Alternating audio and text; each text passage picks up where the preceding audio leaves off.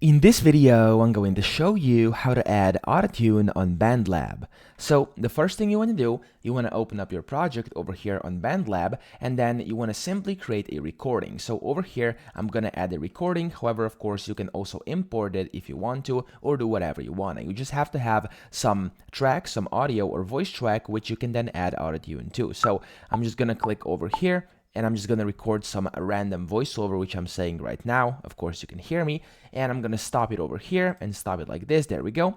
And then what you want to do is you want to click on that very part you would like to apply AUTOTUNE to, and then you want to click on Auto Pitch down here at the bottom left. And then you have to enable this thing over here, which is the auto pitch. Now, auto pitch is not essentially exactly the same as AUTOTUNE. However, it works in a very similar way, and this is basically what they use over here and what can be used over here on their website using their BandLab software over here.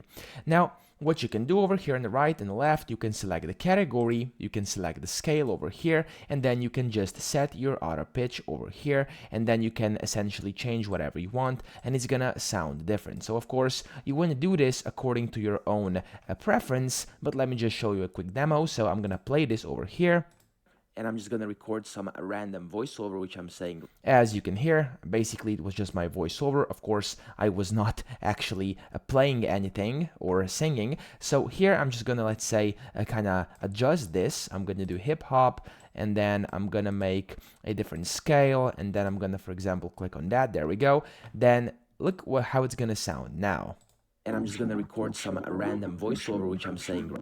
Of course, this is quite bad because, as I said, this is not optimized at all. I did not do anything smart over here, but that's essentially how it works, and then it's gonna get automatically applied to your voice or audio up here whenever you do this. So that's pretty much it. I hope this video helped you out. If it did, please subscribe to the channel and help me out as well.